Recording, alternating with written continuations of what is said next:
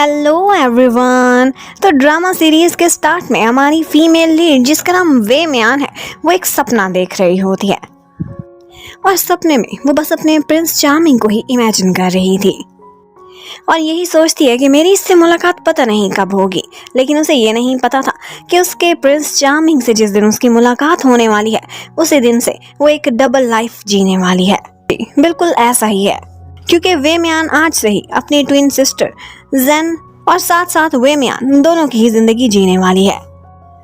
दूसरी तरफ हमारे मेन लीड को हमें दिखाते हैं जिसका नाम है गु यान लो और वो गु ग्रुप का हायर भी है और इसके साथ साथ वो चार्लेट कॉलेज का हीरो भी है और उसके पीछे लड़कियां दीवानी खड़ी हुई होती हैं। वेकेशन के बाद आज जब उसने यूनिवर्सिटी वापस आना है तो बहुत सारी गर्ल्स उसका वेलकम करने के लिए खड़ी थी, लेकिन उसकी कार से उसकी बजाय उसका फ्रेंड मोजे बाहर निकलता है जिसको देखकर सारी फैन गर्ल्स के दिल टूट जाते हैं और खुद यान लो उन सारों को डिस्ट्रैक्ट करता हुआ पीछे के रास्ते से अपने सेमिनार की तरफ निकल जाता है जहां पर उसकी आज रिकॉर्डिंग भी थी। अब वो खुद को रेडी करने के लिए अपना ड्रेस चेंज करना चाहता था। वॉशरूम बिजी होने की वजह से वो एक पोस्टर के पीछे चला जाता है और उसी पोस्टर के पीछे वो अपना ड्रेस चेंज कर लेता है। लेकिन इसी बीच वहां पर वे मियान भी पहुंच गई थी और वो देखती है कि पोस्टर पर बहुत ही हैंडसम बॉय की फोटो है जो कि ऑफ कोर्स यान लो ही था। लेकिन जैसे ही पोस्टर हटता है तो हम आगे से देखते हैं कि यान लो वहां पर शर्ट चेंज कर रहा था और उसे शर्टलेस इस तरह से वे मियान देखती है तो बस देखती ही रह जाती है। आगे से यान लो उसे ताना मारता है कि अगर तुमने बहुत अच्छे से देख लिया तो प्लीज अब यहाँ से जाओ। और बस उसके बाद यान लो स्टेज पर चला जाता है और उसका प्रोग्राम स्टार्ट हो गया था। वो माइक्रो इकोनॉमिक्स पर आज एक सेमिनार में डिस्कशन कर रहा था और इसी सेमिनार को बहुत सारी उसकी फैन गर्ल्स भी देख देख कर उसकी दीवानी और भी ज्यादा हुए जा रही थी उसके नॉलेज और उसकी पर्सनैलिटी की वजह से। अब इत्तेफाक से वे मियान भी वहीं पर आ जाती है।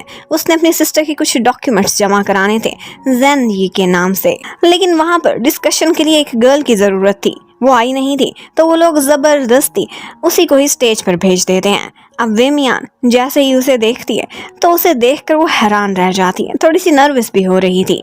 लेकिन यहाँ पर वो उससे जब अपना सेशन कंटिन्यू करता है तो बातों बातों के बीच उसकी नज़र पड़ जाती है कि इस लाइव स्ट्रीम में बेचारी वे मियान का सामने का एक बटन खुला हुआ है। अब वो उसे इशारे करने लगता है उसके सामने आकर और यहाँ पर जिस तरह के वो इशारे कर रहा था वे मियान को लगता है कि लड़का कितना ठरकी और कितना इंडिसेंट है। वो उसे वहीं पर एक थप्पड़ दे मारती है।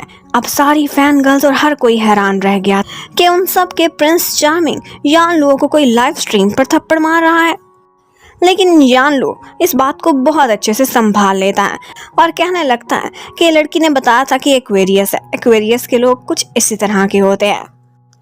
जबकि वे मियान बेचारी वो वहां से चली जाती है बहुत मुश्किल से फैन गर्ल से अपनी जान बचाते हुए। वे मियान छोटे छोटे बहुत सारे काम करती थी क्योंकि उसे पैसों की बहुत ज़रूरत थी, खुद के लिए भी और अपनी सिस्टर जेन के लिए भी। आज वो एक जगह डिलीवरी देने के लिए जाती है और वहीं पर ही आगे डिलीवरी रिसीव करने निकला हुआ होता है यान लो। वो उसे पहचान ना ले, वो अपने फेस को कवर करने की कोशिश करती है, लेकिन उसे डिलीवरी का मटेरियल देते देते वो जेड ब्रेसलेट उसके हाथ से फिसल कर टूट जाता है और यहीं पर यान लो से पहचान भी लेता है और यान लो से क्लियर कर देता है कि तब मैं तुम्हारे बटन की तरफ इशारा कर रहा था, किसी और चीज की तरफ नहीं। अब ये सुनकर वे मियान काफी शर्मिंदा होती है और उसे सॉरी करती है और साथ ही साथ वो ऑफर करती है कि जो ब्रेसलेट का नुकसान हुआ है वो भी मैं पे कर दूंगी। लेकिन जब उसकी कीमत उसे पता चलती है तो उसके तो होश भी उड़ जाते हैं। अगर वो इंस्टॉलमेंट में भी पे करे तो भी उसे 3 से 4 साल लग जाएंगे। अब इतने में वहीं पर ही हमें पता चलता है कि एक्चुअली आज यान लुओ की मम्मी का बर्थडे है और उन्हें बर्थडे वाले दिन अपने बेटे से सिर्फ एक ही सरप्राइज चाहिए और वो ये था कि वो चाहती हैं कि वो अपने साथ कोई गर्लफ्रेंड लेकर आए, उनका बेटा अब सिंगल ना रहे। और इसी बात को लेकर यान लुओ को वहां पर कॉल भी आती है और उसकी बातें सुनकर वे मियान को अंदाजा हो जाता है। वो उसे ऑफर करती है कि अगर अपनी फैमिली से मिलवाने के लिए तुमने किसी लड़की को लेकर जाना है तो मैं भी ये सर्विसेज दे सकती हूँ, फेक गर्लफ्रेंड बनने की। पहले तो यान लो से इनकार करता है और वहां से भगा देता है, लेकिन फिर कुछ सोचकर उसे वहां से रोक ही लेता है और इसके बदले वो उसे ये सहूलत देता है कि तुम ब्रेसलेट की पेमेंट इंस्टॉलमेंट में कर सकती हो और मैं तुम्हारी कोई कंप्लेंट भी नहीं करूंगा। अब उसके बाद वो बार बार उसके सामने ड्रेस चेंज करके आती है और इन दी एंड वो एक ड्रेस में बहुत सुंदर लग रही थी, पर फिर भी यान लो उसकी तारीफ नहीं करता, सिर्फ इतना ही कहता है कि बस ओके लग रही हो। अब वो उसे अपने साथ पार्टी में लेकर आता है, उसका इंट्रोडक्शन कराता है कि मेरी गर्लफ्रेंड है, और वहाँ पर पार्टी स्टार्ट करते हुए उन्हें बिगिनिंग में डांस भी करना पड़ता है। पर यहाँ पर वे मियान का ड्रेस बहुत लंबा था जो उसे डिस्ट्रैक्ट कर रहा था। अब वो उसे रोकती है और एकदम अपनी फ्रॉक एक शॉर्ट ड्रेस में ट्रांसफॉर्म कर देती है। एक्चुअली वो एक फैशन डिजाइनर थी और फैशन की स्टडीज भी करती थी। उसने इस ड्रेस में मॉडिफिकेशन करके इसे चूज किया था और फिर यहाँ पर वो जियान लुओ के साथ डांस करना स्टार्ट कर देती है। वो दोनों इकट्ठे बहुत सुंदर लग रहे थे और सभी उन्हें देखकर क्लैपिंग करते हैं कि वो एक परफेक्ट कपल है। और मम्मी को तो जियान लुओ बहुत पसंद आई थी, वो उसे उसका नाम पूछती हैं और मम्मी को तो वे मियान बहुत पसंद आई थी, वो उसका नाम पूछती हैं तो आगे से अपना नाम लू याओ ले देती है। और यहीं पर ही पहली दफा यान लुओ को भी पता चला था कि इस लड़की का नाम लू याओ है। अब उसके बाद वो पार्टी में डिफरेंट चीज़ें खाने लगती है क्योंकि वहाँ पर बहुत डिलीशियस सारा खाना पड़ा हुआ था। और यहाँ पर एक मार्शमेलो वो यान लुओ को टेस्ट कराते कराते उसके क्लोज आती है और उनके बीच एक मार्शमेलो किस भी हो जाती है।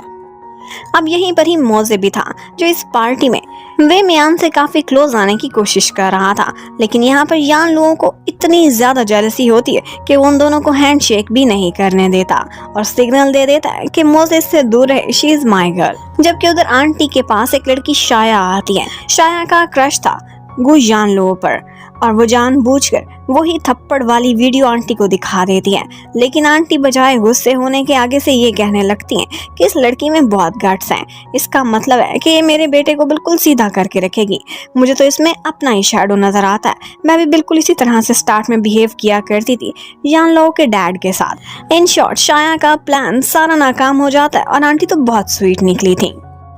अब उसके बाद हम देखते हैं यान लुओ की एक कजन को जिसका नाम सीवान है और वो कजन आकर वे मियान से दोस्ती करने की कोशिश करती है और उसके साथ ड्रिंक करती है। वो यही पूछना चाहती थी कि तुम्हें मेरा कजन कहाँ से मिल गया, ये तो किसी लड़की को भाव ही नहीं देता, लेकिन वो उससे कोई बात उगलवाती उससे पहले ही वो खुद ड्रंक हो जाती है। और यहाँ पर यान लुओ और वे मियान दोनों उसे पकड़कर कमरे में लेकर जाते हैं।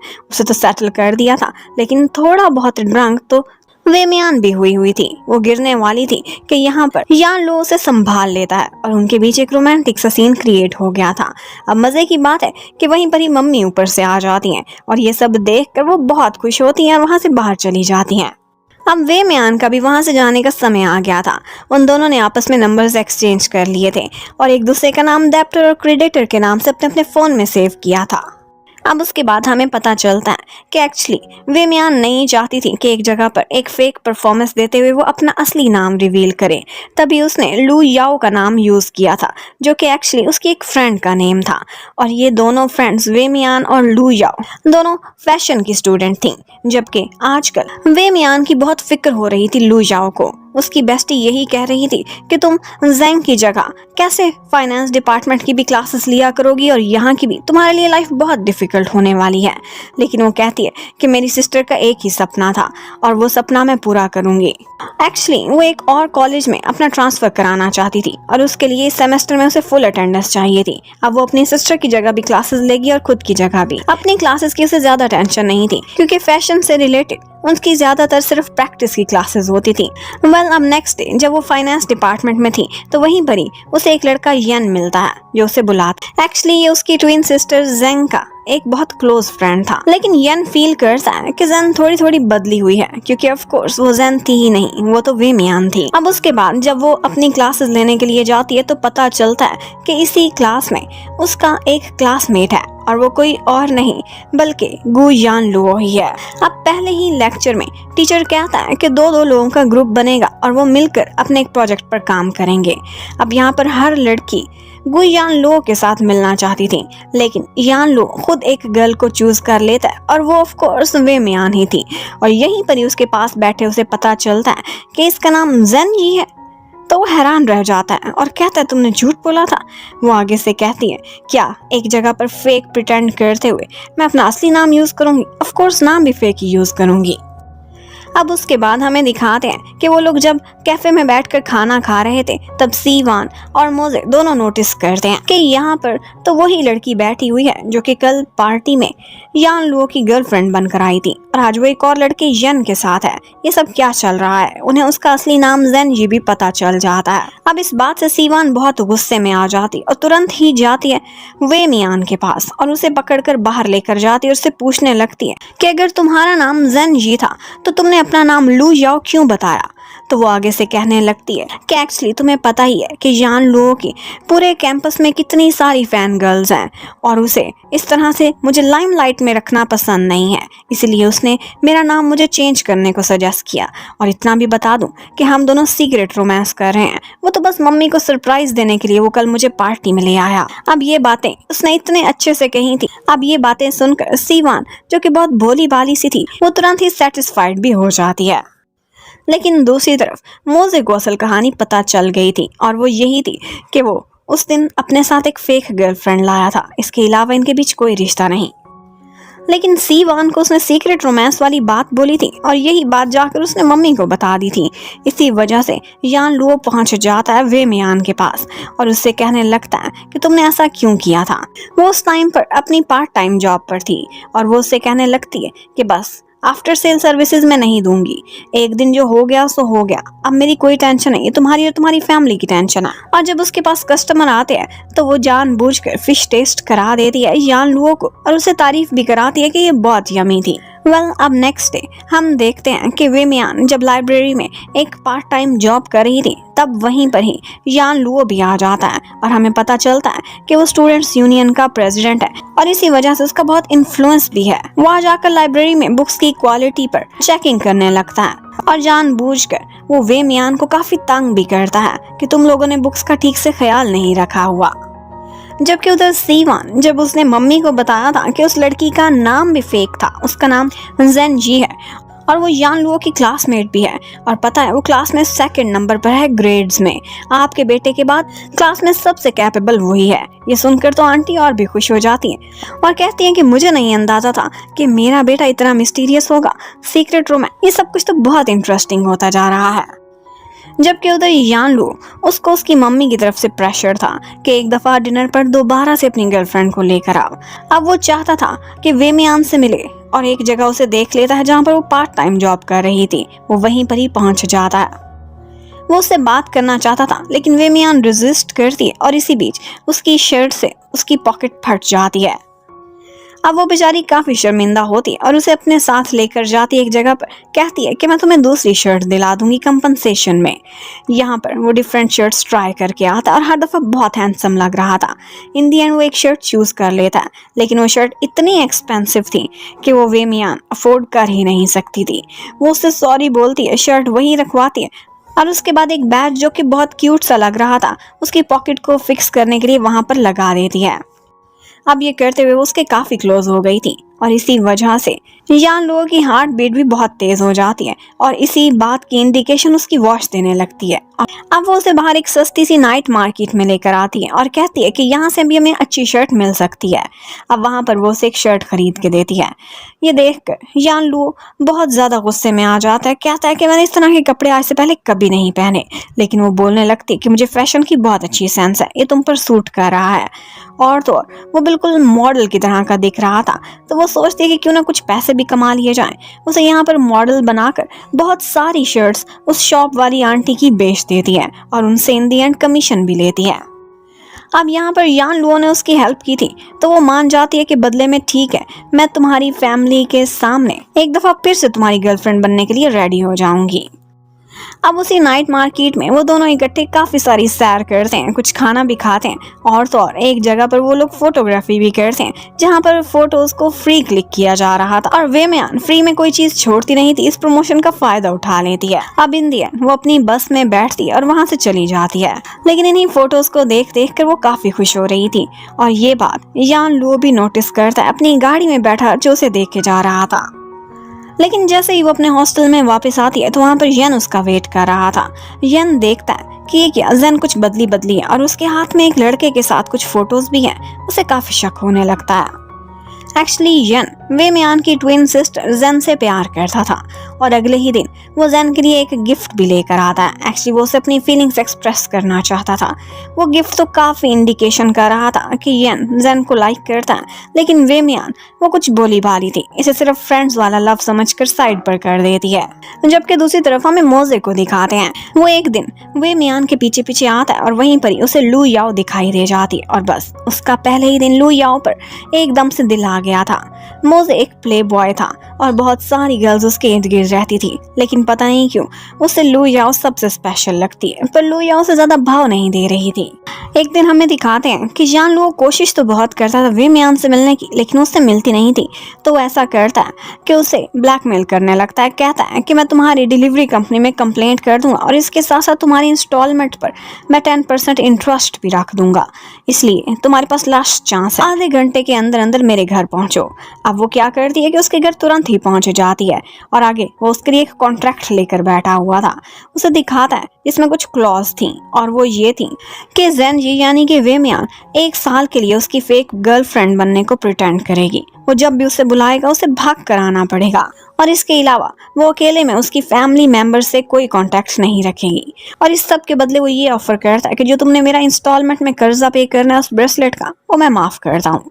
अब ये ऑफर इतनी अच्छी लगी थी वे मियान को कि वो तुरंत ही इस कॉन्ट्रैक्ट पर साइन कर देती है। अब एक दिन वे मियान को सी वान की कॉल आती है जो कहती है कि यान लुओ की मम्मी और मैं तुमसे मिलना चाहते हैं। उसे एक जगह पर बुलाती है। अब यही इंफॉर्मेशन वो देना तो चाहती थी यान लुओ को, लेकिन वो फोन ही नहीं उठाता और उसे जल्दी में वहां से जाना पड़ता है। यहाँ पर सी वान के साथ वो एक जगह पर जा रही थी और वहीं पर ही एक पेंटिंग वाले अंकल की पेंटिंग वे मियान के टकराने से खराब हो जाती है। लेकिन वे मियान इतनी टैलेंटेड थी कि वो तुरंत ही वहां पर बैठती और उस पेंटिंग में मॉडिफिकेशन करके उस गर्ल के हाथ में एक फ्लावर पकड़ा देती है। अब वो पेंटिंग परफेक्ट दिख रही थी।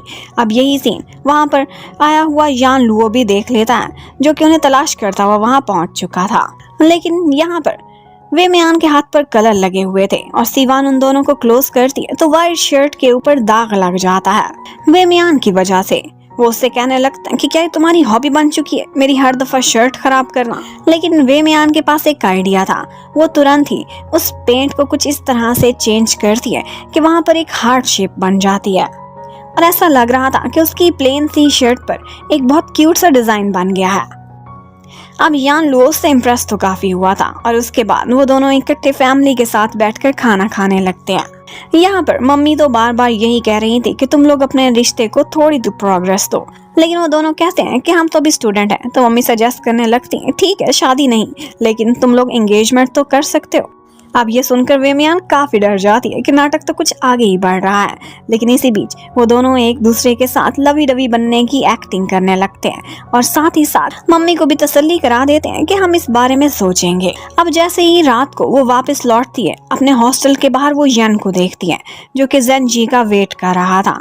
लेकिन यहाँ पर उसने बहुत कुछ नोटिस किया था कि जेन जी के नी पर चोट लगी थी और वहां पर एक स्कार था, लेकिन ये स्कार वे मियान के नी पर दिखाई नहीं दे रहा था और वैसे भी उसकी पसंद नापसंद बहुत बदली हुई थी। अब उसके बाद नेक्स्ट डे हमें दिखाते हैं कि क्लास में भी यान लुओ और वे मियान दोनों आपस में पेपर के थ्रू एक दूसरे से बातें करे जा रहे थे और यहीं पर ही हमें ये भी अंदाजा होता है कि उनके बीच बॉन्ड काफी स्ट्रॉन्ग और इंटरेस्टिंग भी होने वाला है। लेकिन यान लुओ को ये शक जरूर हो चुका था जो कि मेरे बाद क्लास में 2nd नंबर पर बेस्ट ग्रेड लेकर आई है, ये इतनी इंटेलिजेंट दिखती नहीं है। जबकि दूसरी तरफ येन आज जेन को अपने साथ एक जगह पर लेकर जाता है और वो था अम्यूजमेंट पार्क और वो उसे कहता है कि आज मेरी बर्थडे है जेन, तुमने मुझसे वादा किया था ना कि बर्थडे पर मेरे साथ यहाँ चलोगी।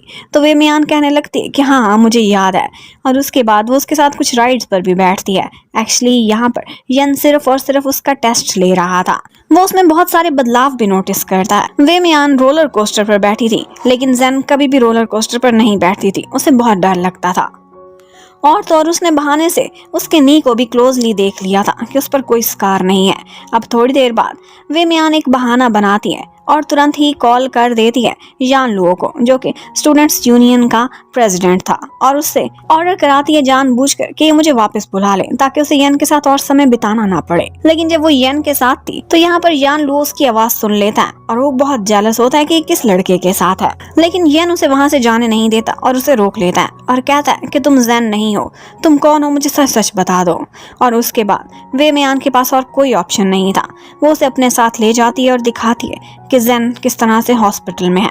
एक्चुअली ज़ेन का एक्सीडेंट हो गया था और अब वो कोमा में थी, और एक्सीडेंट से पहले वो अपनी सिस्टर से ही फोन पर बात कर रही थी। उसने वे मियान को बताया था कि इस कॉलेज से एक दूसरी जगह पर ट्रांसफर कराना ही उसका सपना है, और वो कहती है कि जो उसका आखिरी सपना था वही मैं पूरा कर रही हूँ, उसके लिए एक डबल लाइफ जी रही हूँ। यहाँ पर येन भी बहुत दुखी हो जाता है। एक्चुअली वो बहुत प्यार करता था ज़ेन जी से, और वो कहता है कि इसकी केयर करने में मैं भी तुम्हारी पूरी हेल्प करूंगा।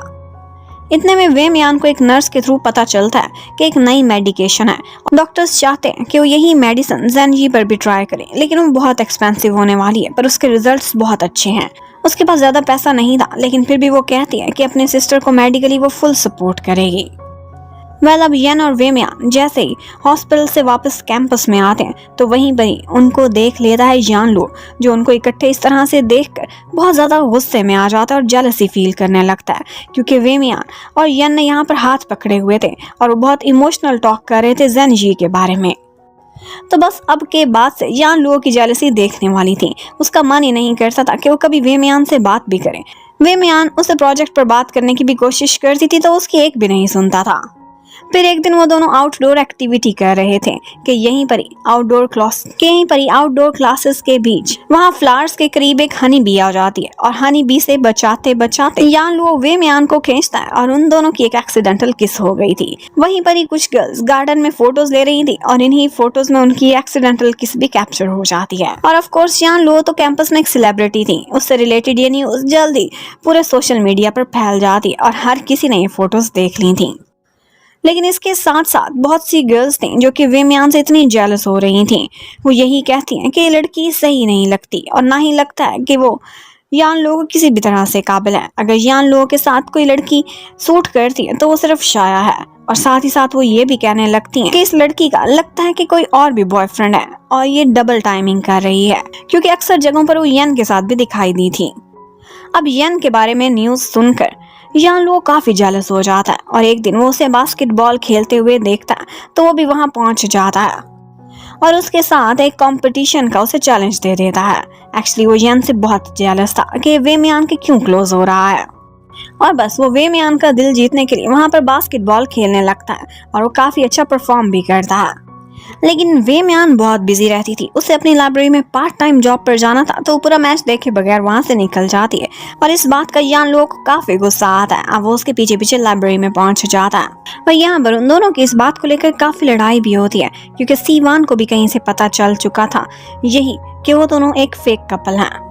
वे मियान वो तो लोगों के कमेंट्स पढ़ कर ही काफी ज्यादा तपे जा रही थी। ऑफ कोर्स जिस लड़के की वो फेक गर्लफ्रेंड बनने का प्रिटेंड कर रही है वो सारे कॉलेज में इतना पसंद किया जाता था कि हर कोई उस पर गुस्सा करता था और यही चाहता था कि वो उसके प्रिंस चार्मिंग से दूर रहे, और इसीलिए वो यान लुओ से हमेशा फासला रखती थी। क्लास में भी, लाइब्रेरी में भी, कहीं पर भी उसे देखती थी तो उससे दूर हटने की कोशिश करती थी ताकि वो कंट्रोवर्सी से दूर रह सके। तो अब एक दिन यान लुओ जाता है और यू लाओ से बात करने की कोशिश करता है, क्योंकि उसे लगा था कि ये उसकी काफी क्लोज फ्रेंड है। और यहाँ पर यू लाओ के थ्रू उसे पता चलता है कि एक्चुअली उसे फाइनेंशियल इश्यूज रहते हैं, इसलिए वो हमेशा जगह जगह पार्ट टाइम जॉब्स के लिए बेचारी भागती दौड़ती रहती है। अब यान लुओ इनडायरेक्टली उसकी हेल्प करना चाहता था, तो वो उसे एक ऑफर देता है और उससे कहता है कि तुम मेरे घर पर शिफ्ट हो जाओ, मुझे एक हाउस कीपर चाहिए जो मेरे घर की हर चीज का ख्याल रखे, और इसके बदले वो बहुत अच्छी सैलरी की उसे ऑफर करता है। एक दफा उसका मन पिघल तो जाता है, पर फिर भी वो उसे अवॉइड करना चाहती थी। वो आगे से उसे फंसाने के लिए कहता है कि तुम्हें अगर एडवांस भी चाहिए तो मैं जितने महीने का चाहो तुम्हें दे दूंगा। अब वे मियान बेचारी को पैसों की इतनी जरूरत थी अपनी सिस्टर के लिए कि वो तुरंत ही यस कर देती है और पहुंच जाती है अपना सामान लेकर यान लुओ के घर पर ही रहने के लिए, और यहीं पर ही वो उसके घर पर कुकिंग का, क्लीनिंग का, हर चीज का ख्याल रखेगी। उसकी सर्वेंट बनकर रहेगी और इसके बदले उसकी हाउसकीपर बनकर रहेगी और इसके बदले उसे ठीक ठाक सैलरी भी मिलने वाली है। अब वे मियान काफी खुश हो जाती है क्योंकि उसे रहने की एक बहुत अच्छी सी जगह भी मिल गई थी और बहुत सारे पैसे भी मिलने वाले थे। वैसे तो घर में ज्यादा काम होता नहीं था करने को, घर बिल्कुल नीट एंड क्लीन ही रहता था, लेकिन एक दफा लॉन्ड्री करते हुए वो उसके कपड़े उतारने की कोशिश कर रही थी कि यहीं पर ही उसका हाथ नहीं पहुंच रहा था। आकर जान लो उसकी हेल्प करता है और इसी बीच उन दोनों के हाथ भी टकरा जाते हैं और बहुत शर्माते हैं। और दोबारा से यान लो की वॉच भी सिग्नल देने लगी थी उसकी हार्ट बीट तेज होने का। अब वे मियान उसके घर पर नई रहने के लिए आई थी। यान लोगों को अभी आदत नहीं थी किसी के साथ शेयर करने की, तो एक दफा जब वो अपनी शर्ट पहन रहा था तो वहीं पर ये अचानक से वे मियान आ जाती है और उसी टाइम पर वहाँ की लाइट्स भी ऑफ हो गई थी। अब वो दोनों एक दूसरे के ऊपर ही गलती से गिर जाते हैं और यहीं पर वे मियान ने अपनी सुरक्षा के लिए जो पेपर स्प्रे रखा हुआ था वो यान लोगों की आंखों में चला जाता है। अब वो बेचारा बहुत तड़पता है, वो उसे शर्ट भी पहनाती है और उसके बाद उसकी आइज क्लीन करने में उसकी हेल्प भी करने लगती है। यान लोगों को काफी बुरा भी लगा था, वो एम्बैरस भी हुआ था। सोचने लगता है कि इसने अपनी सुरक्षा के लिए कैसी कैसी चीजें रखी हुई हैं, ये मेरे बारे में इस तरह का सोचती है। अब नेक्स्ट मॉर्निंग वे मियान ने यान लोगों के लिए एक अच्छा सा ब्रेकफास्ट भी रेडी किया हुआ था। ऑल्दो से उसका खाना पसंद तो आता था, लेकिन फिर भी वो कभी भी खुलकर उसकी तारीफ नहीं करता था। वे मियान बहुत दिल से काम कर रही थी, उसकी हर पसंद नापसंद का ख्याल रखती थी और ये सब नोट भी करने लगी थी। जबकि दूसरी तरफ मोजे यू लाओ का दिल जीतने के लिए तरह तरह की हरकतें कर रहा था। एक दिन वो डूबने का प्रिटेंड भी करने लगता है और यहीं पर उसकी जान बचाने के लिए यू लाओ से CPR देती है, जिसकी वजह से उनकी किस भी हो जाती है और मोजे बहुत खुश हो गया था। अब एक दिन वे मियान फोन पर योए के साथ बात कर रही थी कि मैं तुम्हें हॉस्पिटल में मिलती हूँ, और इसके साथ साथ वो सूप भी बना रही थी। यान लो ये सारा कुछ देख लेता है और उसे फिर से यन से बहुत जेलसी होती है। वो जानबूझकर उसे यन से नहीं मिलने देना चाहता था, तो प्रिटेंड करने लगता है जैसे आज का खाना उसे बिल्कुल पसंद नहीं आया। खाने में बहुत सारी गलतियां निकालता है, उसे कुछ और बनाने को कहता है, और तो जो सूप उसने बनाया था वो खुद ही उससे लेने की कोशिश करता है कि कहीं ये जाकर योए को ना दे दे, और उसे जानबूझकर लेट कराने के लिए उससे अपनी बहुत सारी खिदमतें भी कराता है। पॉलिश किए हुए शूज दोबारा से पॉलिश कराता है। लेकिन वे मियान भी बहुत चालाक थी, वो जानबूझकर शू शाइनर उसी की बाजू पर गिरा देती है और उसे मजबूर कर देती है कि वो शावर लेने चला जाए, और जैसे ही वो जाता है वो घर से निकल जाती है हॉस्पिटल के लिए। यहाँ पर वो और योए दोनों मिलकर उसकी सिस्टर का बहुत अच्छे से ख्याल रखते हैं और उसके बाद वो काफी लेट नाइट घर वापस आती है। अब आगे यान लो भी एक्टिंग करने लगता है जैसे उसे बहुत तेज फीवर हो गया है, और फिर फीवर के बहाने वो उसे गिल्टी भी करता है कि तुम मुझे शावर में छोड़कर चली गई, और पानी भी ठंडा वहां पर चल रहा था, और उससे अपनी बहुत सारी खिदमतें भी कराता है। और वे मियान बेचारी उसका बहुत अच्छे से ख्याल रखती है और नेक्स्ट मॉर्निंग उसे सूप भी रेडी करके देती है। यहाँ पर वे मियान उसे जो भी सर्विसेज देती थी या उसके लिए शॉपिंग वगैरह करती थी, उसके लिए उसने एक QR कोड भी रखा हुआ था। वो तुरंत ही उससे सारी पेमेंट ले लिया करती थी, क्योंकि पैसे के मामले में वो बहुत कंजूस थी और अपना हिसाब किताब बिल्कुल पक्का रखती थी। अब एक दिन वो अपने एक पार्ट टाइम जॉब पर एक जगह डिलीवरी करने के लिए जा रही थी, लेकिन यहाँ पर ओवर स्पीड और हेलमेट ना होने की वजह से वो पुलिस के हाथों पकड़ी जाती है। यहाँ पर यान लो भी उसे देख लेता है और फिर उसे अपने साथ लिफ्ट देने लगता है, क्योंकि उसने डिलीवरी टाइम पर करनी थी। लेकिन यान लो की गलती की वजह से वो ड्रिंक खराब हो जाती है, और जैसे ही वो लोग डिलीवरी वाली आंटी के पास पहुँचते हैं वो उनको डांटने लगती हैं कि मिल्क टी आधी गिरी हुई वो लोग लेकर आए हैं। अब इसी बात पर यान लो किसी न किसी तरह से वे मियान को बचा लेता है और खुद वहीं पर ही उनको एक जबरदस्ती मिल्क टी भी रेडी करके देता है, जो कि उस आंटी को काफी पसंद आई थी, और वे मियान भी उसकी कुकिंग स्किल से बहुत इम्प्रेस हुई थी। मतलब यहाँ पर यान लो अपने साथ वे मियान को एक जगह खाना खिलाने ले जाता है। वो जगह काफी एक्सपेंसिव थी, लेकिन वो उसे ये बताना नहीं चाहता था। वेट्रेस को अपने साथ मिलाकर ऐसे एक्टिंग करने लगता है कि जैसे एक फ्री कूपन की वजह से वो लोग यहाँ खाना खा रहे हैं।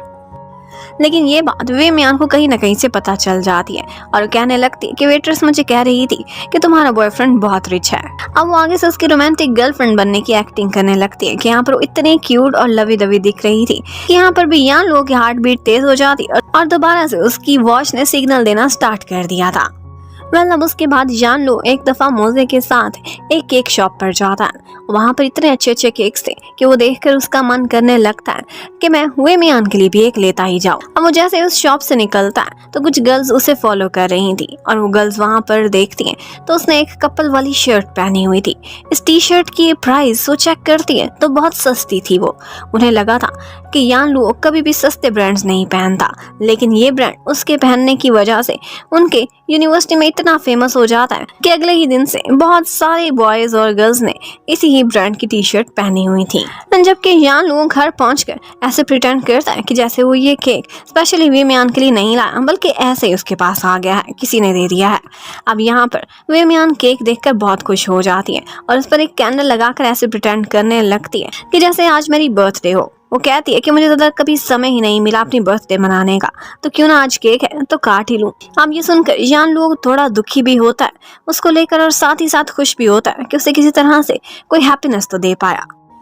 अब यान लोगों ने नोटिस किया था कि वे मियान ज्यादातर अपनी पढ़ाई पर तवज्जो नहीं दे पाती अपने बहुत सारी जॉब्स और दूसरे कामों की वजह से। तो वो उसकी स्टडीज में हेल्प करने लगता है और फाइनेंस डिपार्टमेंट से रिलेटेड जो भी की पॉइंट्स उसे समझ नहीं आ रहे थे वो सारे सब्जेक्ट्स में उसकी हेल्प करने लगता है। और उसकी इसी हेल्प की वजह से वे मियान भी सोचने लगती है कि ऊपर से जितना भी गुस्से वाला और सड़ू लगता है लेकिन ये केयरिंग बहुत है।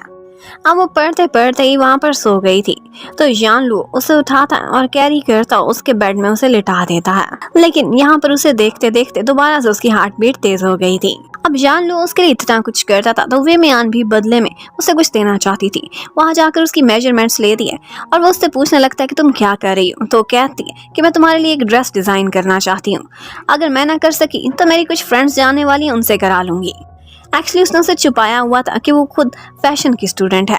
एक्चुअली वो यू लाओ के साथ मिलकर एक अपना ऑनलाइन ब्रांड भी चलाती थी और उनकी ऑनलाइन शॉप कुछ तो बेहतर चल ही रही थी। अब एक दिन वो एक जगह डिलीवरी देने के लिए जाने लगी थी तो यहीं पर ही उसका एक छोटा सा एक्सीडेंट हो जाता है जिसकी वजह से उसके बाजू पर छोटी सी चोट लगी थी। लेकिन इस चोट को वो एक बड़ी सी बैंडेज करा लेती है। एक्चुअली उसे बहाना चाहिए था। उसके डिपार्टमेंट में वो उसे ज़ेंग जी बनाकर एक जगह कंपटीशन में भेजना चाहते थे, लेकिन ऑफ कोर्स वो उस कंपटीशन के लिए कैपेबल ही नहीं थी। वो चाहती थी कि मेरी बजाय वहाँ पर यान लू चला जाए क्योंकि ऑफ कोर्स वो फाइनेंस में बहुत अच्छा था। अब इसीलिए वो खुद को इंजर्ड शो करके अपने प्रोफेसर से खुद को बाहर करा लेती है और अपनी जगह यान लू को भेज देती है। अब इस बात से वे मियान खुद भी बहुत खुश हो गई थी और उनकी कॉलेज की बाकी गर्ल्स भी, जो कि ऑफ कोर्स उस कंपटीशन में हमेशा से अपने प्रिंस चार्मिंग को ही देखना चाहती थी। अब यान लू घर पर भी वे मियान की बहुत केयर करने लगता है और हर काम में उसकी हेल्प कर रहा था। वो ये नहीं चाहता था कि बेचारी एक टूटे हुए बाजू के साथ घर के इतने सारे काम करे। और तो और उसने उसके लिए नेक्स्ट डे नाश्ता भी प्रिपेयर करके रखा हुआ था। ये देखकर वे मियान बहुत स्पेशल फील करती है। लेकिन उसके बाद वो एक दिन लाइब्रेरी में उसके लिए खुद अपने हाथों से बना हुआ एक लंच भी प्रिपेयर करके गई थी। लेकिन वो देखती है तो शाया उसके लिए लंच लेकर वहाँ पर बैठी हुई थी। वो शाया को देखकर वहाँ से मुड़ जाती है, लेकिन ये सारा कुछ यान लू ने नोटिस कर लिया था। यान लू उसके पास आता है और उसके हाथ में लंच बॉक्स देखकर उसे लेने लगता है। अब वो देना नहीं चाहती थी तो कोई बहाने करने लगती है, पर यान लू अच्छे से जानता था कि इसने स्पेशली मेरे लिए प्रिपेयर किया है। उसने शाया को पहले ही मना कर दिया था कि वो उसके साथ नहीं खा सकता। अब घर पहुंचकर वो यान लू को एक प्रेजेंट भी देती है। एक क्यूट सा फिगर था जो उसे देते हुए उसके कंपटीशन के लिए गुड लक भी बोलती है, जो कि कल होने वाला है। अब नेक्स्ट डे यान लू उस कंपटीशन में जाता है और वो बहुत अच्छे से परफॉर्म कर रहा था। वहाँ पर और भी यूनिवर्सिटी के स्टूडेंट्स ने भाग लिया हुआ था, लेकिन नंबर 1 पर यान लू ही आता है। और ये देखकर वे मियान बहुत खुश होती है और उसे आज के दिन अपनी सिस्टर की भी बहुत याद आई थी, क्योंकि उसकी सिस्टर यूनिवर्सिटी के लिए कप जीतना चाहती थी और उसके बिहाफ पर आज यान लू ये जीत चुका था। अब वो थोड़ी सी सैड हो गई थी अपनी सिस्टर को लेकर, तो आज ड्रिंक करने के लिए चली जाती है। वहाँ पर कुछ गर्ल्स उसे जानबूझकर ज्यादा ड्रिंक करा देती हैं और वो गर्ल्स वही थी जो कि एक्चुअली उससे जेलस रहती थी यान लू की क्लोजनेस की वजह से। लेकिन यहाँ पर एंड टाइम पर यान लू आ जाता है और उसे संभाल कर घर लेकर जाता है। अब वो उसे उसके बेड में लिटाता है। वो उसके क्लोज आकर लगता है कि उसे किस करने ही वाला था, लेकिन फिर वो खुद को रोक लेता है और उसके फॉरहेड पर किस करके वहाँ से निकल जाता है। एक्चुअली ये सारा कुछ वे मियान को भी पता चल गया था और वो सोचने लगती है कि ये सब क्या था, कि यान लू मेरे लिए फीलिंग्स रखने लगा है। और ये बात उसे तब काफी हद तक कंफर्म भी हो जाती है जब वो नेक्स्ट मॉर्निंग उठती है तो वो उसके लिए एक सूप भी प्रिपेयर कर रहा था। अब वो दोनों इकट्ठे बैठकर नाश्ता करते हैं और यान लू काफी शर्माता भी है। उसे डर था कि कहीं कल रात को मेरी फॉरहेड पर किस करने वाली बात वे मियान को याद ना हो लेकिन वेमियान ऐसे एक्ट करती है कि जैसे उसे कुछ पता नहीं चला था। एक्चुअली लास्ट डे उसने कंपटीशन में जो शर्ट पहनी हुई थी वो वही थी जो वेमियान ने उसके लिए डिजाइन करके उसे दी थी। और नेक्स्ट डे वो देखता है तो पूरे कैंपस में हर जगह उसे वही शर्ट दिखाई दे रही थी। इसमें उसने कंपटीशन जीता था, वो बहुत पॉपुलर हो चुकी थी। और लू जाओ और वेमियान की इकट्ठी ऑनलाइन शॉप पर बहुत सारे ऑर्डर्स आए थे, सिर्फ और सिर्फ यान लो की वजह से। अब वो जैसे ही घर पर आता है तो आज उसके कमरे में एक हनी बी आ गई थी, जिसकी वजह से वो बहुत डरा हुआ था। वो आवाजें देता है और वेमियान को अंदर बुलाता है। वेमियान भी एक ट्रिक करके उस हनी बी को एक मीठे पर बिठाकर वहां से ले जाती है। अब वो जैसे ही वहां से जाने वाली थी तो यान लू उसे रोकता है और बहुत रोमांटिक स्टाइल में उसको दीवार से लगाकर उससे कोई बात कर ही रहा था कि वेमियान बहुत नर्वस हो जाती है और एक और बी होने का प्रिटेंड करते हुए वहां से भाग जाती है। अब एक दिन एक फैन गर्ल ने वेमियान की एक फोटो ले ली थी यान लो के घर में एंटर होते हुए, और वही फोटो वो सोशल मीडिया पर वायरल कर देती है। अब यूनिवर्सिटी के सारे ग्रुप्स में वही फोटो फैल गई थी और हर कोई वेमियान के बारे में बुरी बुरी बातें करने लगता है। अब उस बेचारी को बहुत एम्बेरसमेंट होती है क्योंकि एक दफा वो हॉस्टल में गई थी तो वहाँ पर भी एक लड़की उससे लड़ाई कर लेती है और उससे कहती है कि तुमने जानबूझकर यान लुओ को अपने जाल में फंसाया हुआ है, ऑल्दो तुम उसके काबिल नहीं हो। और यहीं पर ही उनके लड़ाई के बीच हॉस्टल के वार्डन भी पहुंच जाते हैं और उसके बाद वो उन दोनों को खड़े होकर काफी पनिश करते हैं। और तो और एक प्रोफेसर ने वेमियान को यही कह दिया था कि पहले तुम्हारे ग्रेड्स बहुत अच्छे हुआ करते थे और अब लगता ही नहीं कि तुम वही ज़ेनजी हो। अब ये सब सुनकर वो काफी अपसेट हो जाती है और अपनी सिस्टर के पास भी जाती है। उससे अपने मन की बहुत सारी बातें करती है और उसके बाद घर आ जाती है। एक्चुअली उसे यान लुओ तो बहुत पसंद था, वो हमेशा से बहुत केयरिंग और उसकी हेल्प करता रहता था इनडायरेक्टली भी। लेकिन अब उसे लगने लगता है कि शायद वो इस घर में और दिन नहीं रह सकती। वो आज एक आखिरी डिनर प्रिपेयर करती है यान लुओ के और उससे कहती है कि आई एम सॉरी लेकिन मैं अब ये घर छोड़कर जा रही हूँ। लेकिन उसे ये नहीं बताती कि वो लोगों की बातों की वजह से अपसेट है, बल्कि उससे कहने लगती है कि मैं इससे ज्यादा और तुम्हारा टेम्पर बर्दाश्त नहीं कर सकती। मैं जो भी काम करूँ तुम उसमें गलतियां निकालने लगते, तुम इतने गुस्से वाले हो कि और मेरा तुम्हारे साथ गुजारा नहीं होता। ये सुनकर यान लुओ बहुत अपसेट हो जाता है और उससे कहने लगता है कि अगर ऐसा है तो ठीक है, मैं तुम्हें नहीं रोकूंगा। अब यान लुओ बेचारा बहुत उदास होता है, लेकिन वो वहाँ से अपना सामान उठाती है और उसके घर से चली जाती है।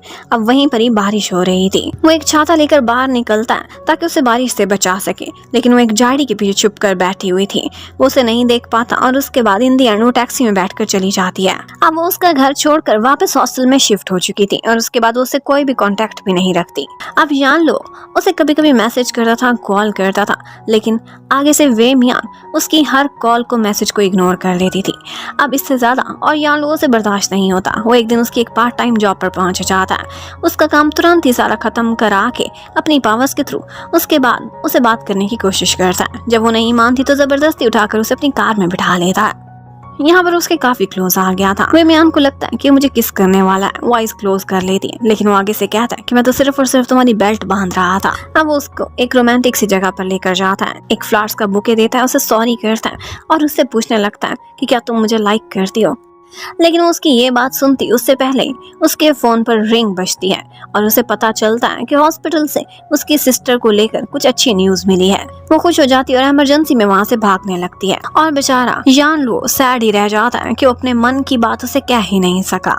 लेकिन जाते जाते वेमियान ने देख लिया था वहाँ फायरवर्क्स हुए थे और फायरवर्क्स के थ्रू उसने लव लिखवाया था। वो उसके दिल की फीलिंग्स को जान चुकी थी, लेकिन अभी कुछ कहना नहीं चाहती थी। एक्चुअली उसकी सिस्टर ने अपने कुछ बॉडी पार्ट्स को मूव किया था और डॉक्टर्स को लग रहा था कि वो जल्दी होश में आ सकती है।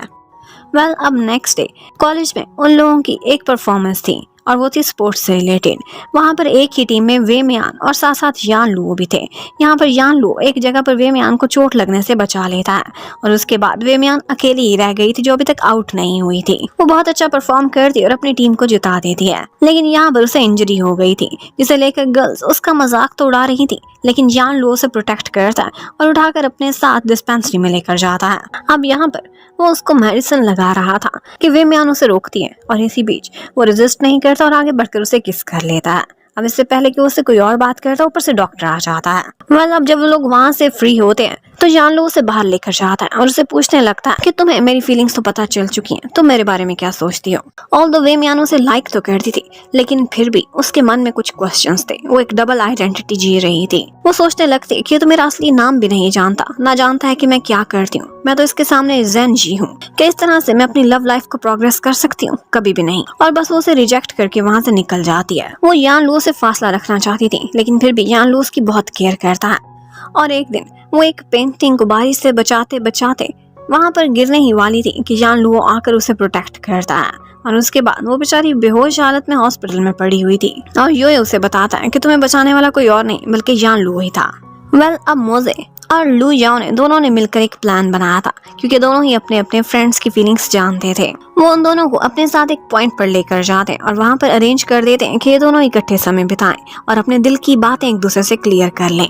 अब दोबारा से यहाँ पर जान लू उसके सामने आता है और उससे कहने लगता है एक बुके देकर कि क्या तुम मेरी गर्लफ्रेंड बनोगी। इतने में वहाँ पर एक बी आ जाती है और उस बी से यान लुओ को बचाते बचाते वो बुके पकड़ लेती है और ऑफ कोर्स इसका मतलब एक यस ही था।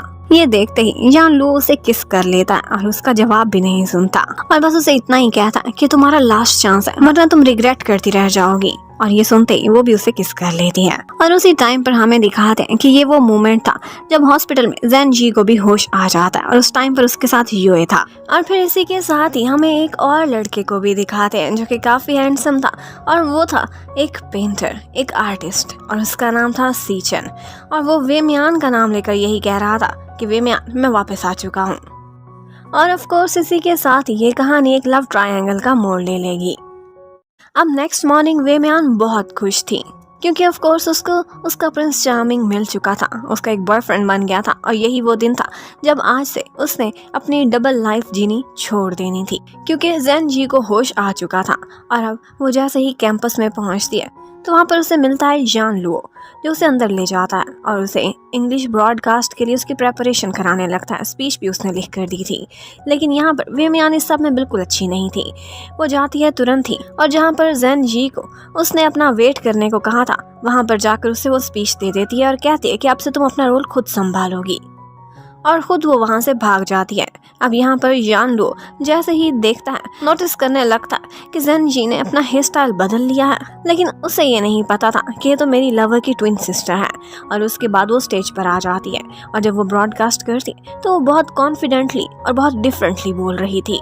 ये बात जान लुओ ने नोटिस तो की थी कि इसमें एकदम ऐसा बदलाव कैसे आ सकता है और यही बात जाकर उससे भी पूछता है कि तुमने वो स्पीच क्यों नहीं पढ़ी जो मैंने तुम्हें रिकमेंड करी थी। तो आगे से ज़ेन जी कहने लगती है कि एक्चुअली कि मैं नर्वस थी, वो सब भूल गई और जो मेरे मन में आया वो मैंने बोल दिया।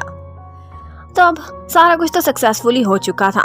उसके बाद वो अपने साथ ज़ेन जी को ही लेकर चला जाता है ग्रोसरी स्टोर पर और कहता है कि अपना वादा निभाओ, तुमने कहा था अगर स्पीच लिखूंगा तुम्हारे लिए तो तुम मुझे कुकीज बना कर दोगी। अब यहाँ पर ज़ेन जी काफ़ी घबरा रही थी क्योंकि वो पहली दफ़ा लांजियो के इर्द गिर्द होने से नर्वस थी। वो उसके साथ कभी बिजी नहीं थी, वो बेचारी तो अभी कोमा से उठी थी। यहाँ पर बीचों बीच वेमियान उसकी जगह ले लेती है और उसे साइड से निकाल देती है। अब उसके बाद वो लोग घर पहुँचते हैं, लेकिन वेमियान देखती है कि ज़ेन जी को कुकिंग की ज़्यादा सेंस नहीं थी तो उसने इंग्रेडिएंट्स भी ठीक से नहीं लिए थे। फिर भी वो यहाँ पर कुकीज़ बनाने लगती है और वो दोनों बहुत अच्छा समय बिताते हैं। ऑल्दो कुकीज़ शक्ल से इतनी अच्छी नहीं थी, लेकिन फिर भी लांजियो उनकी काफ़ी तारीफ करता है। लेकिन आज के दिन इतनी गड़बड़ी हो चुकी थी कि वेमियान बहुत डर जाती और फैसला करती है कि वो ज़ेन जी और अपना राज आज जान लुओ को बता ही देगी, इससे ज़्यादा वो डबल गेम नहीं खेल सकती। तो वो जाती है जान लुओ के घर को डेकोरेट करती है और उसके बाद वो उसे सरप्राइज देना चाहती थी। उसे अपने पास बुलाती है, उसके साथ कुछ बातें करती है और जैसे ही जान लुओ आता है तो वो उसके लिए एक सॉन्ग पर डांसिंग परफॉर्मेंस भी देती है और ये देखकर दोबारा से उसकी धड़कनें तेज़ हो गई थी। अब वो उसके क्लोज आकर उसे कहती है कि मैं तुमसे अपनी लाइफ का अपना सबसे बड़ा एक सीक्रेट शेयर करने वाली हूँ। लेकिन इससे पहले कि वो सीक्रेट उसे बताती वहाँ पर मम्मी आ जाती हैं जो उनको इस तरह से देखकर बहुत खुश होती हैं कि मेरा बेटा इतना रोमांटिक हो गया है। और फिर वेमियान को भी अपने पास बिठा लेती हैं और उन दोनों से बहुत सारी बातें करने लगती हैं। अब वेमियान तो वहाँ से निकल जाती है क्योंकि वो बहुत ऑकवर्ड फील कर रही थी, लेकिन जान लुओ जरूर सोचता है कि कुछ तो गड़बड़ थी। सीक्रेट लगता है कि कोई बहुत बड़ा था जो आज वेमियान मुझे बताना चाहती थी। अब नेक्स्ट डे क्लासेस लेते हुए जान लुओ नोटिस करता है कि ज़ेन जी उससे दूर जाकर बैठ गई है क्योंकि ज़ेन जी हमेशा उसे देखकर घबरा जाती थी, उसके ज़्यादा क्लोज आना ही नहीं चाहती थी। ये बातें तो सारी क्लास वाले भी नोटिस कर रहे थे। यहाँ पर वो वेमियान को मैसेज करता है और कहता है कि तुम मुझसे नाराज़ हो क्या, इतनी दूर क्यों बैठी हो।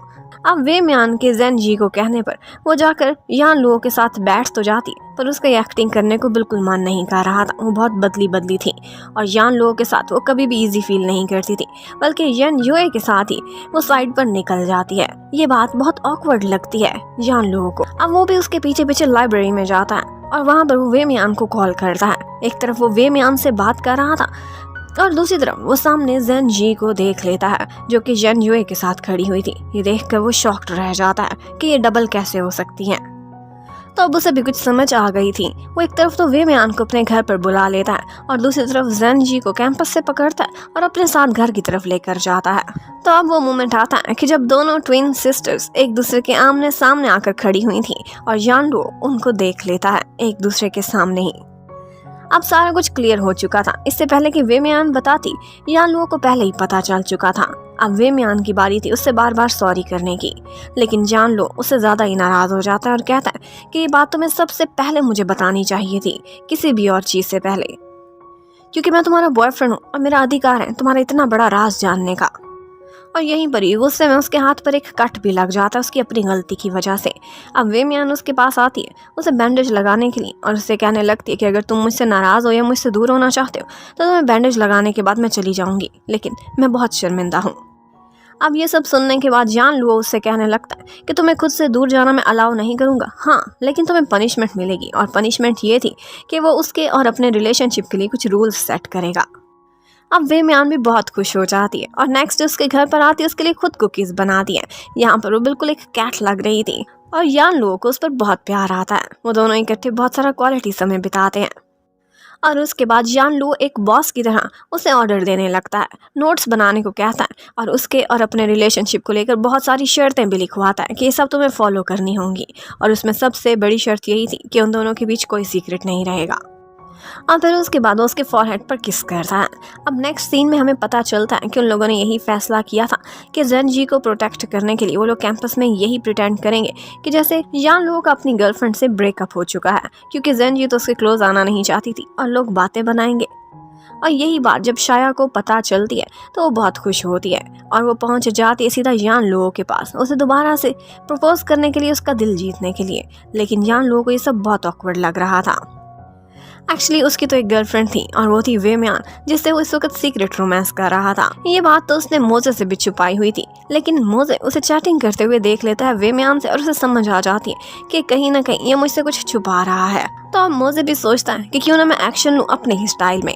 यहाँ पर एक दिन यू लाओ देखती है तो पार्ट टाइम जॉब से कोई वे म्यान को किडनैप करके लेकर जा रहा था और यही बात वो तुरंत ही कॉल करके यान लुओ को भी बता देती है। वो बहुत परेशान होता है, लेकिन असल में हमें पता चलता है कि ये एक प्रैंक था जो कि मोजे कर रहा था। उसने वे म्यान को उठाया था और उसे पूछने लगता है कि सारी हकीकत मुझे बता। और फिर फाइनली उसे पता चल जाता है कि ये ट्विन सिस्टर वाला खेल है, एक जेन जी है और एक है वे म्यान।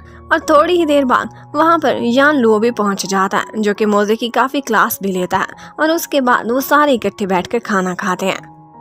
अब इसी रेस्टोरेंट में वे म्यान गुजर रही थी तो उसकी चन से टक्कर हो जाती है और यहाँ पर यान लुओ को काफ़ी गुस्सा आता है। लेकिन इतने में चन और वे म्यान एक दूसरे को देखते तो बहुत खुश हो जाते हैं और एक दूसरे का नाम बुलाने लगते हैं। और वे म्यान बताती है यान लुओ को कि ये चन है, मेरे बचपन का फ्रेंड। एक्चुअली चन काफ़ी अर्सा अब्रॉड रहा था और उसके बाद अब वो चाइना वापस आ गया था और वे म्यान से वो मन ही मन में बहुत ज़्यादा प्यार करता था। वो उसकी चाइल्डहुड लवर थी और अब वो उसका दिल जीतने के लिए यहाँ पर आया था। एक्चुअली वे म्यान भी उसे अपना बहुत अच्छा फ्रेंड मानती थी और इतने अरसे बाद उसे देखकर बहुत खुश हो गई थी। वो दोनों इकट्ठे काफ़ी घूमते फिरते और टाइम बिताते और यहीं पर ही मोज़ एक दफ़ा उनको इकट्ठे देखकर उनकी एक फ़ोटो क्लिक कर लेता है और फ़ौरन ही सेंड कर देता है यान लुओ को और कहता है कि कोई तुम्हारी गर्लफ्रेंड चुराने की कोशिश कर रहा है। यान लुओ जेलस तो बहुत हुआ था वे म्यान और उसको इकट्ठे देखकर, लेकिन फिर भी वो इग्नोर करने की कोशिश करने लगता है। वेल अब उसके बाद वो वे म्यान को अपने साथ एक जगह डेट पर बुलाता है। यहाँ पर वो लोग एक टॉय कैचिंग मशीन के पास पहुँचते हैं, जहाँ पर इकट्ठे मिलकर उन्होंने एक स्टफ टॉय विन कर लिया था। अब वे म्यान बहुत खुश हो जाती है और वो लोग घर वापस पहुँचते हैं और इकट्ठे बातें करने लगते हैं। एक्चुअली यान लो कैंपस में बहुत ज़्यादा फेमस था और उसके प्रिंस होने की वजह से वे म्यान कहती है कि मुझे काफ़ी प्रेशर फील होता है क्योंकि तुम्हारे इर्द गिर्द बहुत सी गर्ल्स हैं जिनका तुम क्रश हो। लेकिन वो आगे से उसे अपनी गोद में बिठा कर कहता है कि तुम बिल्कुल भी इन चीज़ों की परवाह ना करो, मैं सिर्फ और सिर्फ तुम्हारा हूँ। अब इतने में ही उनका रोमांस आगे बढ़ता उससे पहले ही शाया जान लो के घर पर पहुंच जाती है और क्योंकि वो लोग सीक्रेट रोमांस कर रहे थे तो वे म्यान साइड पर छुप जाती है। अब वो जल्दी जल्दी शाया को वहां से बाहर तो भेज देता है, लेकिन वे म्यान को बुरा ना लगे इसलिए वो उसका लाया हुआ केक भी उठाकर बाहर गार्बेज में फेंक देता है। अब उसके बाद हमें दिखाते हैं कि आजकल यान लो एक एक्टिविटी में लगा हुआ है। एक्चुअली वो अपने हाथों से खुद एक नेकलेस प्रिपेयर कर रहा था और वो इसलिए था कि जब वो वे म्यान को अपने लिए प्रपोज करेगा तो इसी नेकलेस के गिफ्ट के साथ करेगा। उसके बाद वो अपने घर को बहुत अच्छे से डेकोरेट करता है और सोचता है कि आज मैं वे म्यान को प्रपोज करूंगा। लेकिन इसी बीच उसे शाया की कॉल आ जाती है जो कि ड्रंक थी और वो ऐसे प्रिटेंड करने लगती है कि जैसे उसे यहाँ पर कोई छेड़ने की कोशिश कर रहा है। वो मजबूरन उसे उस क्लब का पता करता है और वहाँ पर जाने के लिए निकल जाता है। उसका मन तो नहीं कर रहा था लेकिन शाया को बचपन से जानता था इसलिए उसको प्रोटेक्ट करने लगता है और शाया कहने लगती है कि मुझे कपड़े चेंज करने होंगे, क्या प्लीज़ मैं तुम्हारे घर तक आ सकती हूँ। उसका घर काफ़ी करीब था तो उसे वहाँ ले आता है, लेकिन वो अंदर जाकर उसी की ही वो वाली शर्ट पहन लेती है जो कि एक्चुअली वे म्यान ने उसके लिए डिज़ाइन की थी।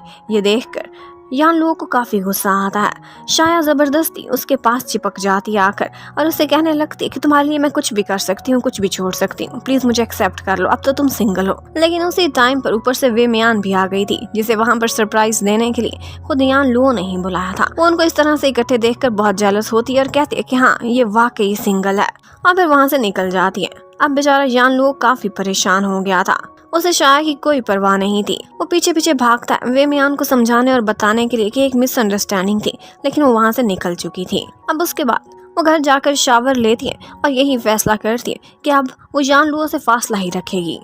जबकि उधर चैन को दिखाते हैं आज वो वे म्यान से मिलने के लिए आता है और उसे अपने साथ कहीं सैर पर ले जाता है। वो दोनों इकट्ठे काफ़ी इंजॉय करते हैं और जब वो वापस लौट रहे थे तो वहीं पर ही यान लो उनको इकट्ठे देख लेता है और वो बहुत जेलस होता है। पर वे म्यान बार बार यान लो को इग्नोर कर रही थी और अंदर चली जाती है। यहाँ पर चैन यान लो को रोकता है और कहता है तुम्हें रिस्पेक्ट करनी चाहिए, देखो वो तुमसे बात नहीं करना चाहती तो छोड़ दो उसे उसके हाल पर यान लो एक दफा तो वहां से चला गया था, पर अगले दिन वो दोबारा वहां पर आता है क्योंकि उसने सुना था कि वो सी चैन के साथ उसके गांव जा रही है उसकी ग्रैंड माँ से मिलने के लिए। तो वो भी जबरदस्ती उनके साथ ही चिपक जाता है, इवन कि उनकी गाड़ी का पीछा करने लगता है जब वो उसे ऑफर नहीं कराते। तो अब वो पीछे पीछे उनके गांव पहुंच गया था। यहाँ पर वो जैसे ही ग्रैंड माँ से मिलती है तो ग्रैंड माँ बहुत खुश हो जाती हैं। ऊपर से यान लो भी जबरदस्ती आकर खुद का इंट्रोडक्शन कराता है और कहता है कि मैं वे म्यान का बॉयफ्रेंड हूँ, बेशक आप इससे पूछ लें। लेकिन सीचन को पूरी उम्मीद थी कि अभी है लेकिन नियर फ्यूचर में इसका बॉयफ्रेंड नहीं रहेगा। अब उसके बाद वो लोग गाँव में काफी इंजॉय करते हैं और यहाँ पर वो लोग जब खेतों में जाते हैं तो वहाँ पर भी दोनों बॉयज छोटी छोटी बात पर एक दूसरे से मुकाबले में लगे रहते हैं और इसी वजह से बच्चों की तरह फाइट करते करते उनकी हालत काफी खराब हो जाती है। जब वो घर पहुंचे थे तो लग रहा था कि मट्टी में खेल कर आए हैं। अब वो शावर लेकर निकलते हैं और पता चलता है कि 2 ही कमरे हैं तो इन बॉयज को एक दूसरे के साथ ही एडजस्ट करना पड़ेगा और यहाँ पर भी वो एक ब्लैंकेट को लेकर काफी लड़ाई करते हैं। अब नेक्स्ट मॉर्निंग नेचर में जाकर सीचन एक पेंटिंग बनाता है वे म्यान की जो कि बहुत सुंदर थी और यहीं पर ही उनको इकट्ठे देख लेता है यान लो, जिसे ये सब देखकर बहुत जेलसी फील हो रही थी। लेकिन जब वे म्यान वापस पहुंचती है तो उसे पता चलता है कि यान लो घर नहीं लौटा। उसे उसकी फिक्र होने लगती है कि कहीं वो खो ना गया हो या किसी मुसीबत में ना हो। वो उसे रात को ही तलाश करने के लिए बाहर निकल जाती है। यहाँ पर एक जगह उसे एक बॉक्स गिरा हुआ मिलता है। वो देखती है तो इसमें वही नेकलेस था जो कि उसके लिए सीक्रेटली यान लो बना रहा था। इतने में यान लो सामने आ जाता है और उससे कहता है कि अगर मैं तुम्हारा कुछ भी नहीं लगता तो तुम्हें मेरी फिक्र क्यों हो रही थी। और फिर इसके साथ ही अपना वो बॉक्स तलाश करने लगता है जो उसने इतनी मेहनत से नेकलेस बनाया था। यहाँ पर वे म्यान के फेस पर भी स्माइल आ जाती है और उसे कहने लगती है कि मेरे पास है। और बस फिर इसी के साथ ही उन दोनों की आपस में सुलह हो जाती है। और यहाँ पर वे म्यान यान लो को यही कहती है कि पता है तुम्हें जेलसी का अंदाजा हुआ अब, जिस तरह से शाह तुम्हारे क्लोज होती है, अगर मेरे पास भी कोई इर्द गिर्द मंडलाए तो तुम्हें कैसा फील होगा। इस पर यान लो से सॉरी करता है और वो जो मैं एक नेकलेस समझ रही थी एक्चुअली एक ब्रेसलेट था, उसे पहना देता है और उससे अपना लव कन्फेस करता है। अब वो दोनों इकट्ठे खुश खड़े हुए थे। यहाँ पर सीचन उनको देखकर सैड हो जाता है। अब नेक्स्ट डे उनके वापस जाने का दिन आ गया था, लेकिन अब की बार वो सीजन की गाड़ी में नहीं बल्कि अपने बॉयफ्रेंड की गाड़ी में बैठकर जाती है। अब उसके बाद हमें दिखाते हैं कि वे म्यान का एक कंपटीशन है यहाँ पर वो फैशन डिजाइनिंग से रिलेटेड एक ड्रेस डिजाइन कर रही थी। लेकिन यहाँ पर जो जजेस थे उन्हीं की ही ज्यूरी में सी चैन भी एक था। सी चैन की वे म्यान के साथ एक फोटो कोई क्लिक कर लेता है, लेकिन उसके बाद जब इन दी एंड वो ये कंपटीशन जीतती है तो वो उसे ब्लेम करने लगते हैं कि सी चैन ने जानबूझकर इसे जिताया क्योंकि ये पहले से ही एक दूसरे को जानते हैं। यहाँ पर बेचारी वे म्यान काफी मुश्किल में फंस जाती है इस कंट्रोवर्सी की वजह से, लेकिन सी चैन और यान लू दोनों उसका साथ देते हैं और ये प्रपोज करते हैं कि एक दफ़ा फिर से एक ड्रेस डिज़ाइन करेगी और दोबारा से कंपटीशन होता है और ज्यूरी उसे वाकई टैलेंटेड करार देकर उसको दोबारा से जिता देती है। लेकिन इस कंट्रोवर्सी की खबर काफ़ी फैल गई थी और ये बात पता चल चुकी थी उधर शायक और उसके फ्रेंड्स को भी, और उन्हें भी कुछ ना कुछ शक होने लगता है वे म्यान और जेन जी की आइडेंटिटी को लेकर। दूसरी तरफ वे म्यान, जान लुओ और सीचन दोनों इकट्ठे खाना खाते हैं। यहाँ पर दोनों बॉयज़ के बीच कंपटीशन हो गया था और वो ज़्यादा ही ड्रिंक कर लेते हैं। चैन इन दी एंड बहुत ज़्यादा ड्रंक हो गया था और ज़बरदस्ती आकर वो यान लुओ के घर पर रहने लगता है। यहाँ यान लुओ उसे अपने कुछ कपड़े देता है और निकल जाने को कह देता है, लेकिन इन दी एंड जब उसकी आँख खुलती है तो वो सुबह उसी के ही बिस्तर में लेटा हुआ था। ये देखकर यान लुओ को बहुत गुस्सा आता है और वो तुरंत ही उसे अपने घर से बाहर निकाल देता है कि यहाँ पर मेरी गर्लफ्रेंड भी रहती है। अब उसके बाद वे म्यान जान लुओ को सारी बात बताती है कि एक्चुअली बचपन में सीजन हमारे घर के करीब ही रहता था। उसके पेरेंट्स बहुत बिजी होते थे तो उसे अक्सर हमारी ग्रैंड माँ के पास ही छोड़ कर जाते थे, इसलिए हमारा बचपन बिल्कुल इकट्ठे गुजरा है। और हाँ, मैं उसके लिए कोई फीलिंग्स नहीं रखती, वो मेरा सिर्फ और सिर्फ एक फ्रेंड है, दैट्स ऑल, इसलिए तुम कभी भी इनसिक्योर फील ना करना। जबकि उसके बाद हमें एक और कैरेक्टर को दिखाते हैं जिसका नाम होंग यू था और ये यूनिवर्सिटी में यान लुओ का कॉम्पिटिटर भी था। एक्चुअली नेक्स्ट स्टूडेंट प्रेसिडेंट के लिए वो दोनों एक ही इलेक्शन में कम्पीट करने वाले थे।